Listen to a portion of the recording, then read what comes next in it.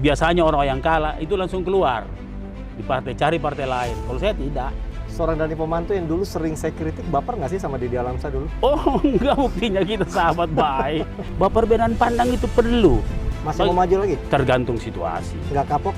Kalau orang baik tidak peduli dengan politik, maka jangan menyesal orang jahat akan memimpin kita. Terlalu picik kalau saya memberi penilaian seperti itu. Tapi rakyat yang akan menilai. Sampai ketemu di Pilgub mendatang ya? Siap.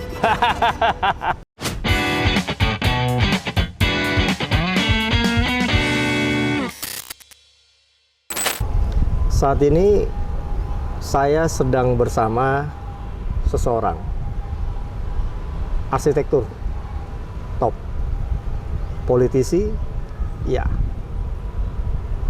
mantan kepala daerah 10 tahun memimpin Makassar, merubah Makassar yang tadinya gemerlap menjadi terang benderang. 10 tahun menjadi wali kota Makassar dan bahkan sekarang disebut-sebut akan menjadi sebagai ketua partai, bukan partai kacang-kacangan, sebagai ketua Partai Demokrasi Indonesia Perjuangan. Dengan Daeng Dani Pomanto. Apa kabar? Alhamdulillah baik. Selama ini ngapain aja? Ya, namanya waktu cukup banyak. Jadi kita menyusun rencana-rencana ke depan, masa depan. Apa tuh? Karena saya arsitek, rencananya kan banyak. Ya, tentunya dalam jalur-jalur kehidupan, ada jalur profesional. Tentunya apa-apa yang menjadi bagian dari obsesi saya yang kemarin tidak punya waktu untuk memikirkan. Ada proyek dong berarti? Menciptakan proyek. Apa proyek apa sekarang yang mau? Jadi banyak proyek-proyek itu, misalnya aset-aset saya maksimalkan untuk bisa bermanfaat dan bisa menghasilkan misalnya. Kedua, peluang-peluang baru dalam mencoba merumuskan pengalaman selama ini sebagai kepala daerah dan sebelumnya sebagai pengusaha, yang mana banyak ruang-ruang kosong di pemerintah daerah yang menimbulkan sebuah kesempatan yang luar biasa dan bisa memberikan manfaat bagi masyarakat. Nah, yang ketiga tentunya politik. Nah, politik juga harus menjadi bahagian, karena kita sudah menjadi bahagian dari lokomotif politik. Karena politik itu ternyata tidak ada jalan mundurnya. Harus maju terus. Harus maju terus, tapi sampai kemana itu belum tahu. Anda siap merubah? Maksudnya rubah apa ini? Anda disebut-sebut jadi calon ketua PDIP katanya. Ya, saya kira ini tergantung DPP. Saya orang yang diundang, dan tentunya yang pertama sikap saya adalah siap menerima perintah, menerima tugas. Yang kedua, apapun jabatannya, mau ketua kami siap, bukan ketua kami juga siap. Ya. Tapi kalau seorang Dani Pomanto kalau bukan jadi ketua kayaknya sayang banget itu. Itu tanggapan banyak orang, termasuk tanggapan 1,6 juta para pengikut yang terdaftar dalam pilihan kemarin. Masih Anda kelola pemilih Anda? Oh ya, grup-grup saya masih hidup. Grup-grup saya masih hidup. Biasanya orang kalau udah kalah di pilkada udah dibiarin. Oh enggak, kami punya sudah jadi keluarga besar. Nah, kemarin kami coba bikin tester kami di F8, di beberapa momen, kumpul semua. Simpul-simpulnya, masih hidup simpulnya. Masih hidup ya? Masih hidup. Apalagi kondisi-kondisi sekarang ya tidak terlalu ideal dalam pikiran mereka, jadi tambah kompak lagi. Itu sampai Anda mencalonkan diri atau dicalonkan sebagai ketua PDIP? Jadi saya sendiri kaget, saya sendiri tidak melalui proses pencalonan dan tidak mencalonkan diri. Biasanya kan orang merekrut dari DPC, ke EPAC, kemudian ke DPC, baru kemudian DPD, baru masukkan ke DPP. Saya tiba-tiba dapat telepon, Pak Dani ada undangan ini, diharap ikut, saya ikut, dan saya ditanya, bagaimana perasaannya Pak Dani dengan undangan ini? Karena yang telepon siapa kalau boleh tahu? DPP, sekretariat. Ya, Anda nggak mau sebut namanya? Iya, memang orang sekretariat. Orang sekretariat, ya. Yang memang bagian Sulawesi Selatan. Kan di sekretariat di PDIP itu ada bagian Sulawesi Selatan. Anda udah berapa lama di PDIP, kalau boleh tahu? Saya baru 3 tahun. 3 tahun? Ya, baru 3 tahun. Relatif 3 tahun. Masuk pengurus enggak ya? Enggak. Berarti cuma kader biasa. Kader biasa. Punya KTA. Punya KTA. Pernah ikut pendidikan politik di PDIP? Belum. Walaupun pendidikan misalnya kemarin seperti pemenangan ikut. Kan ada waktu ikut pilkada ada pendidikannya dengan tim ya. Jadi semua tim itu dididik. Kita satu sistem. Di politik ada yang dibutuhkan, tapi ada juga yang merasa dibutuhkan. Iya. Anda dalam hal ini dibutuhkan atau merasa dibutuhkan? Tentunya kebutuhan itu tergantung siapa yang butuh. Nah, bagi orang cerdas, tentunya kebutuhan itu muncul pada saat kondisi mendesak yang memang menyangkut keahlian atau ekspertis kita di situ. Anda merasa di mana keahlian Anda di politik kalau Anda simpel aja, dalam ketua pragmatisme PDIP? politik itu saja bahwa alhamdulillah tanpa uang orang mendukung saya 1,6 juta, lebih sedikit. Masa sih tanpa uang? Tanpa operasional pasti. Iya enggak, maksudnya Anda, maaf, ini kan sudah lewat. Iya. Ya, ini ditonton oleh banyak orang. Jujur Anda tidak money politik kemarin? Enggak. Mau money politik juga nggak ada sponsor saya. Saya ongkosi sendiri. Jadi memang kami minim sekali. Boleh tahu berapa kemarin habis? Janganlah, karena sudah ada pertanggungjawaban kita sudah jelas. Oh gitu. Iya, ada, sudah bisa dilihat di KPU. Karena ada pertanggungjawaban, neracanya jelas. Oh, neracanya jelas. Jelas. Itu berapa kalau kemarin? Neracanya 3 miliar. 3 miliar. Ya, tidak termasuk saksi. Tidak termasuk saksi. Ya. Nah, kalau saksi bisa dihitung aja. Saksi itu 14.454 TPS dan kami hadir semua dan kami punya saksi dalam, saksi luar, jadi 2. Dan kami cukup besar membayar saksi kami. Kalau itu kan 500.000 berarti kan hampir 1 juta. Ya, hampir 1 juta. Belum saksi di kelurahan dan saksi di kecamatan. Nah, kembali ke PDIP. Sekarang gerakannya udah sampai di mana itu? Ya, karena saya orang diundang, saya pertama harus punya sikap yang tidak boleh genit, ya. Ya, karena tidak boleh genit, namanya genit kita diam-diam saja dulu, ya. Tapi kita siap, ya, kita defense, ya. Komunikasi Anda dengan, mohon maaf, dengan ketua yang sekarang cukup baik? Oh bagus, saya di warung kopi sama-sama. Nggak merasa dia dilangkai atau merasa? Beliau tahu bahwa juga saya adalah orang yang diundang, tahu. Dan beliau mendukung? Mendukung, saya juga mendukung beliau waktu ditanya. Kalau seandainya bukan Pak Dani yang ketua, siapa yang ketua? Ya Pak, masih Pak Andi Iwan. Berarti cuma ada 2 nama ya? Ya kebetulan yang ditanya cuma itu. Jadi saya cuma jawab itu. Setelah Anda nanti misalkan Anda menjadi ketua PDIP, tanggapan Anda apa yang Anda lihat PDIP di mata Anda selama ini? Dan apa yang Anda lakukan? Partai besar, inilah partai yang samina wa ta'na, karena saya punya pengalaman di beberapa partai. Kayak militer ya? Tidak, justru di sinilah samina wa ta'na itu bukan militer. Tunduk dan patuh. Taat kepada aturan. Hidup ini harus ada punya aturan. Yang tidak punya aturan itu namanya di rimba sana. Ya, di hutan rimba sana. Ini kan setiap kehidupan ini harus punya aturan. Dan PDI Perjuangan adalah partai yang taat konstitusi. Kita taat sama ketua umum, taat aturan negara, taat aturan partai. Dan orang-orangnya semua orang-orang taat. Ya, kalau misalnya Muslim di PDI, taat dengan kemuslimannya, Kristiani taat dengan Kristianinya. Jadi luar biasa sekali. Anda kenal baik dengan Ibu Mega? Saya pasti kenal baik, tapi beliau sedekat apa ya, Anda? Tidak, kami ya kemarin waktu penyerahan baru ketemu pada saat penyerahan rekomendasi kemarin waktu gubernur. Apa yang Anda lihat dari Bu Mega? Ibu Ketua Umum adalah sosok ibu yang real mama, real ibu. Oke. Ya. Jadi kalau ibu itu ya kalau dengan anak-anaknya ya kalau salah ya harus dimarahi. Setelah tahu Anda kalah di Pilgub, tanggapannya gimana?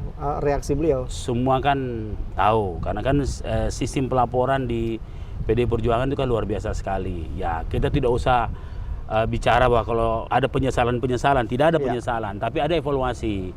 Ya. Nggak dimarahin? Enggak, justru pengurus-pengurus inti dalam tanda kutip mempertanyakan. Biasanya seperti saya itu kalau kalah atau seperti biasanya orang yang kalah itu langsung keluar.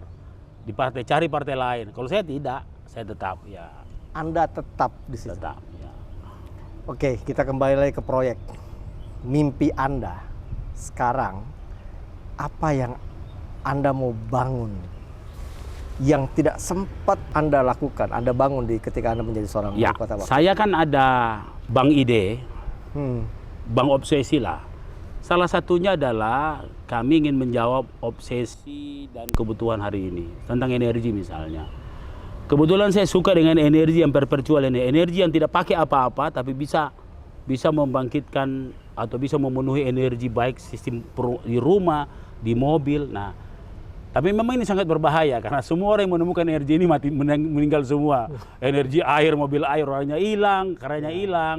Semua yang Mafianya banyak ya? iya, karena Banyak yang melawan takut mafia minyak kan, karena akan menghancurkan industri perminyakan. Nah, kebetulan saya punya itu yang sementara kita lagi mengumpulkan banyak para ahli untuk saya wujudkan. Apa Gambarnya sudah desain ada. Energi apa? Energi tidak ada, jadi tidak pakai energi apa-apa. Tapi, Tapi kekuatan energi di alam. angin, Enggak, hujan. bukan.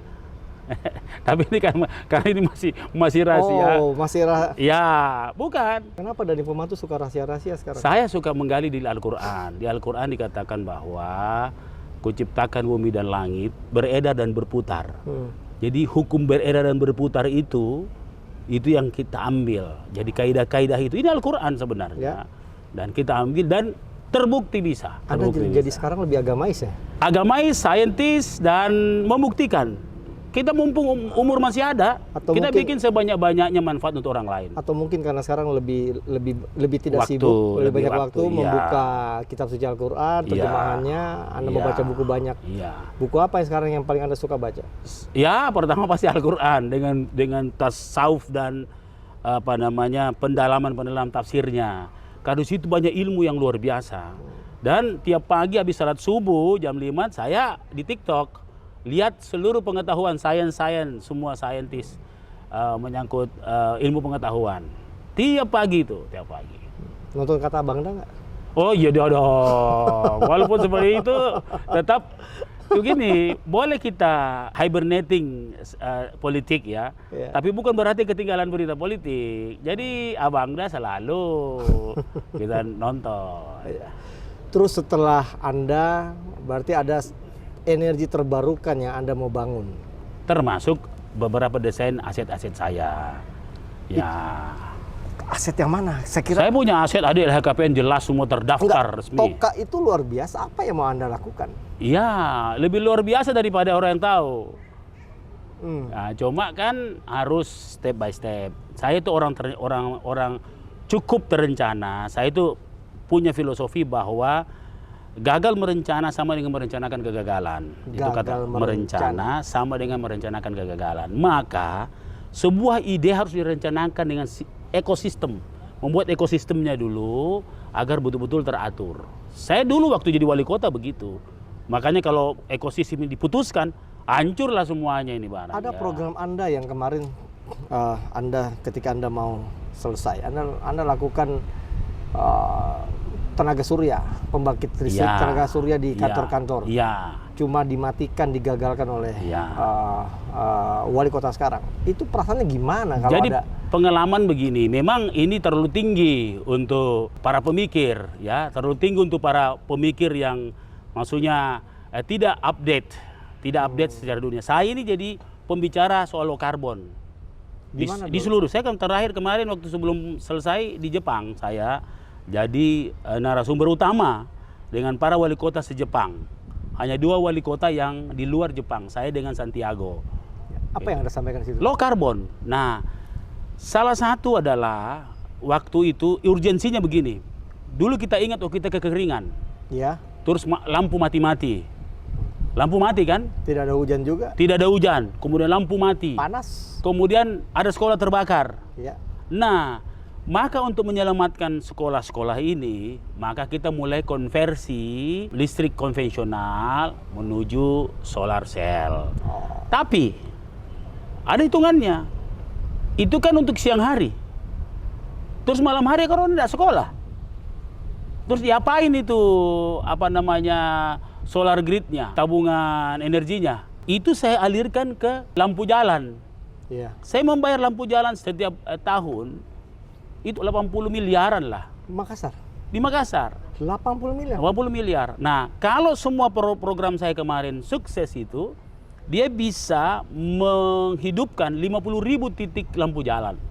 Berarti bisa Itu irit artinya berapa tuh? uang yang kita beli itu akan terbayar dengan. Jadi malam dipakai, siang dipakai untuk sekolah, malam dipakai untuk lampu jalan, dan malam dipakai untuk lapangan anak-anak bisa main bola di SD itu.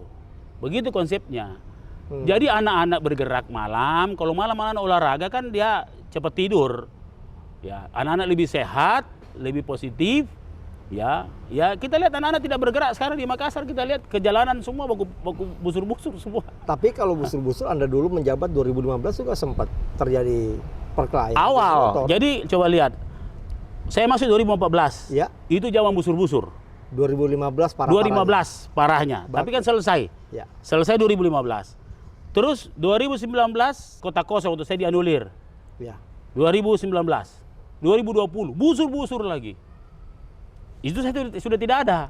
Anda merasa Ya. Terus kemudian 2021 setelah Covid busur-busur lagi. Anda merasa itu diciptakan sengaja atau memang Bukan. Jadi memang kalau kita sebagai pemimpin itu harus membuat ekosistem, menggerakkan semua, dan bagaimana semua aktif di bawah, semua sibuk di bawah, ada gamenya, ada gimmicknya, masyarakat punya kegiatan yang bisa memacu mereka untuk berpikir positif. Nah, itu ekosistem. Maka gampang dilihat. Dulu kita kota krusial, tempat berkelahi, demo, di televisi paling top berita-berita Makassar, menjadi kota festival, menjadi kota makan enak. Dan akhirnya di terakhir saya, kita menjadi kota terbahagia di dunia, ranking 234, dan tidak ada satu kota pun di Indonesia yang masuk dalam kategori, satu pun. Mau Bandung satu pun. Ini dunia yang jadi Oxford yang menilai. Bisa dicek sekarang. Saya mau tanya, Anda ketika Anda melakukan sebuah program, terus tiba-tiba diganti atau dihilangkan oleh pemimpin pengganti Anda, itu perasaan Anda gimana? Enggak apa-apa, karena bukan lagi kita tanggung jawab. Enggak, perasaan Anda bagaimana? Ya, kita enggak boleh juga terlalu picik, dia kan punya pikiran sendiri. Kita mesti hargai itu. Ya, apakah itu memang, itu kan tataran berpikir itu banyak tingkat-tingkatannya. Sama frekuensi, Pak. Ini frekuensi kalau kita garpu tala kita, kalau tidak sama frekuensi tidak getar dia yang lain. Bagus nggak komunikasi sama wali kota sekarang? Bagus, ada masalah. Ya. Enggak baper-baperan? Enggak lah, kalau saya enggak baperan. Kalau saya. Seorang Dhani Pomanto yang dulu sering saya kritik, baper nggak sih sama Didi Alamsyah dulu? Oh, enggak, buktinya kita sahabat baik. Tahu enggak? Kenapa saya selalu positive thinking sama kritikus saya? Karena jangankan kritikus, haters, pembenci saja. Kalau kritikus itu positif loh. Pembenci saja, saya bilang mengatakan begini. Dari 100 kebencian yang disebar, pasti ada sekian persen yang benar. Dibanding para pemuja saya, 100% dia puja saya, pasti ada yang bohongnya juga. Jadi kita ambillah dalam, ya seperti ibarat gelas dengan air kan yang setengah, itu kan? Ya kita jangan melihat airnya, tapi lihat yang belum terisinya. Dan ternyata luar biasa, saya mendapatkan banyak hal dari justru kritikan-kritikan itu yang membangun dan menguji program-program saya menuju kesempurnaan. Tidak ada sesuatu program yang tiba-tiba sempurna, kecuali melewati ujian-ujian, kritikan, kecaman, bahkan penghinaan. Apa yang kecaman apa atau kritikan apa yang pernah, yang sangat, ya pasti Anda pasti sakit hati pernah. Ya. Tapi Anda mencoba untuk bisa mematangkan diri Anda untuk tidak bereaksi apa-apa kecuali menerima. Kritikan apa itu? Saya ini karena selalu dikritik, jadi agak kebal-kebal sedikit, jadi tidak, ya palingan namanya juga manusia, saya tetap manusia, kadang-kadang juga marah, kira-kira begitu saya menoleh ke kanan, sudah tidak marah lagi. Saya lupa, buktinya saya happy-happy aja, tidak ada beban, dan pengkritik saya jadi teman baik saya. Kita kenal Pak Makbul pengkritik saya yang luar biasa, jadi sahabat saya. Hampir semua pengkritik saya, ya teman-teman media, kita lihat misalnya Pak Umar Hankam itu bagaimana mengkritik, jadi sahabat baik saya, semua jadi sahabat. Abang dah, pengkritik jadi sahabat saya. Aduh, nikmatnya hidup kalau seperti itu. Untuk apa kita? Maksudnya dalam pikiran berbeda itu kita akhirnya saya mengerti perbedaan. Bahwa perbedaan pandang itu perlu, dan kita bukan orang yang sempurna, dan kita tidak serba tahu, dan semua kita tahu. Itu. Kapan terakhir komunikasi dengan wali kota sekarang? Ya cuma acara-acara formal aja. Biasanya kalau ketemu ngomong apa? Enggak, apa kabar? Enggak pernah. Saya lihat kayaknya ada beberapa program yang tadinya mau disingkirkan tiba-tiba diambil kayak lorong, dia mau maksimalkan lagi. Ya bagus lah, artinya ya memang bagusnya kalau terakumulasi. Zaman sekarang itu bukan hanya sinergi, bukan hanya kolaborasi. Sekarang sudah akumulasi. Cina maju itu karena akumulasi. Bagaimana sejarah Sun Yat-sen, bagaimana sejarah Mao Zedong dan Deng Xiaoping sampai Xi Jinping, itu betul-betul sebuah sejarah yang terakumulasi. Jadi hasil di sini, output di sini menjadi input di sini, output di sini, jadi menyambung. Kita kan terputus-putus. Karena memang masing-masing itu tadi frekuensinya beda-beda. Ya, ini tergantung frekuensi berpikir. Apa cita-cita Anda ke depan? Ya, di politik bagi saya masih mau maju lagi? Tergantung situasi. Nggak kapok? Kalau politisi kapan sih kapoknya? Coba kita lihat banyak sekali politisi 3 kali kalah baru menang. Ya, artinya selama ada kesempatan dan selama waktu memanggil kita untuk berbakti, berdedikasi. Kenapa saya bilang? Saya ini orang paling benci politik sebelumnya. Dan saya paling alergi politik. Tapi? Karena saya dosen. Tapi kebetulan saya menemukan quote yang luar biasa. Pertama dari Ali bin Abi Thalib. Bahwa suatu saat kejahatan akan merebak di seluruh dunia. Bukan karena jagonya orang jahat, tapi diamnya orang baik. Minimal bersuara ya? Diamnya orang ya bersuara. Dan bersikap. Nah, Erdogan lebih tajam lagi. Kalau orang baik tidak peduli dengan politik, maka jangan menyesal orang jahat akan memimpin kita. Berarti Anda melihat ketika Anda nanti mau berpolitik lagi, dalam arti Anda masih mau maju di Pilgub kah?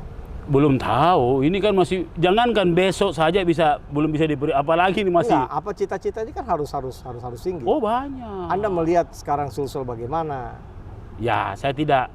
Terus Anda ingin memperbaiki seperti ya, itu. Jadi kalau saya terlalu picik kalau saya memberi penilaian seperti itu. Tapi rakyat yang menilai. Ya, rakyat yang menilai. Saya tidak tahu dibawa seperti apa. Ya, walaupun keluhan selalu datang ke saya. Tapi keluhannya apa aja tuh? Terlalu banyak keluhan, banyak macam. Spill satu aja. Banyak macam. Ya, mereka merasa ya ada hal-hal yang dulu dia punya, sekarang dia tidak punya, kira-kira begitu. Ya, jadi masyarakat sekarang cerdas, walaupun cepat lupa. Itu masalahnya. Cerdas tapi cepat lupa. Atau pura-pura lupa? Tidak, terlalu banyak yang viral-viral, akhirnya yang viral-viral kemarin sudah dilupa. Cepat karena beban informasi di kepalanya terlalu besar, terlalu banyak, terlalu rumit. Sehingga kadang-kadang cepat lupa. Nah, ini yang bahaya juga cepat lupa. Bagus juga cepat lupa karena recovery-nya cepat. Tapi kalau cepat lupa, orang akan berbuat kesalahan berulang-ulang tanpa hukuman apa-apa. Berarti hukuman sosial misalnya. Anda merasa tenang nggak sekarang? Saya ini merasa paling bahagia sekarang. Ya, pertama saya bukannya lebih enak jadi wali kota, ada jabatan, ditakuti orang, disegani orang, saya kan banyak proyek. Saya masalahnya bukan penikmat jabatan masalahnya. Tapi kalau bukan penikmat jabatan, kenapa Anda mau maju 2 kali kemarin? Bukan, karena saya senang menatap matanya masyarakat, kemudian keluhannya masyarakat kita bisa jawab. Klise nggak itu jawaban itu kira-kira? Ya? Klise nggak? Enggak, itu praktek saya sehari-hari. Buktinya saya enggak ada merasa kekurangan. Anda lebih banyak di mana? Jakarta? Wah, saya lebih banyak di sini. Makassar atau di Makassar? Saya selama satu contoh. Saya ini orang umroh setiap tahun sebelum jadi wali kota. Tapi sejak saya wali kota, saya tidak pernah umroh. Karena saya gelisah. Di Jakarta pun, satu hari saya di Jakarta, gelisah saya mau pulang. Di Jakarta loh. Kalau keluar negeri, saya pernah ke Amerika. Ini paling konyol ini. Hanya 4 hari saya di Amerika. hanya sebagai narasumber saja, habis itu saya pulang. Capek di jalan ya? Capek di jalan tuh berapa jam saya ke San Francisco itu hanya 2 hari di sana, habis saya pulang. Kenapa? Karena saya tidak mau meninggalkan tempat. Anda melihat sekarang, Anda merasa bersyukur nggak? Karena Anda bukan lagi menjadi wali kota sekarang. Karena kondisi, maaf, contoh, TKD dipotong, DBH juga belum dikasih-kasih. Anda bersyukur nggak? DBH tidak dikasih-kasih, itu kan di zaman saya semua tidak dikasih itu. Oh, nggak pernah dikasih? Iya. Dari zaman Dhani Pomanto? Zaman kami dulu cuma dikasih 3 bulan, yang lain tidak dikasih. Tidak pernah dikasih. Artinya masalah ini hal yang sudah biasa kita hadapi. Artinya tidak itu kan haknya wali kota. Memang. Haknya Pemkot. Tapi bukan berarti berdampak pada TKD. Berdampak kepada tukin. Ya. Ya, tunjangan. Ya, tunjangan kinerja daerah kan tidak berdampak. Saya dulu tidak pernah menurunkan itu. Bahkan PAD kita tetap meningkat. Ya. Kita harus cari jalan, cari inovasi. Contoh, menaikkan PAD dari 500 miliar waktu awal menjadi 1,7 plus. Tahun ini kan dan bagi hasil itu menjadi pendapatan. Ya. Kita punya bagi hasil sekitar 385 miliaran lah. Jadi kalau 1,7 kali tambah 3,38 itu berarti 2,1 triliun. Cukup tahun ini, ya. Itu cukup kira-kira. Cukup sekali. Nah, artinya apa? Bagaimana cara mendapatkan itu? Kan saya dengar diturunkan hampir 500 miliar. Ya, saya heran itu diturunkan karena dulu saja waktu COVID ini. Ya. Pertumbuhan ekonomi minus 1,27. Tapi kan beda rezim waktu itu COVID. Rezim presidennya beda. Bukan masalah itu. COVID tidak ada yang jalan. Ekonomi. Seluruh dunia jadi minus pertumbuhan. Ini jadi pertumbuhan 0. Kita 5%. Kenapa turun? Kita minus 1,27, turunnya cuma 100 miliar. Karena pajak misalnya PBB itu given. Ya. Given. Orang juga taat. Dia tidak ada uangnya, dia bayar itu daripada diambil haknya kan. Given itu, jadi tidak ada alasan sebenarnya. Nah, jadi Anda mau maju jadi ketua PDP Sulsel? Tergantung. Bukan saya mau maju. Barangkali perlu dikoreksi statement itu. Tapi saya siap. Tapi kalau diberi tugas. Anda dibutuhkan atau Anda merasa dibutuhkan? Ini pertanyaan terakhir saya. Ya, saya kira. Saya ulang lagi untuk kedua kalinya. Dengan diundang itu berarti ada kebutuhan itu kepada saya. Ya, karena kan kita diundang, berarti kandidasi itu. Jawaban keresahan saya berarti Anda sudah jawab pada saat ini, Pak Dhani. Iya. Saya yakin masih banyak sekali yang Anda ingin katakan. Iya. Dan terima kasih Anda sudah mau menjawab beberapa pertanyaan-pertanyaan yang saya yakin juga orang lain juga mau bertanya, cuma takut. Iya. Cuma resah, nggak ada waktunya untuk bisa bertanya.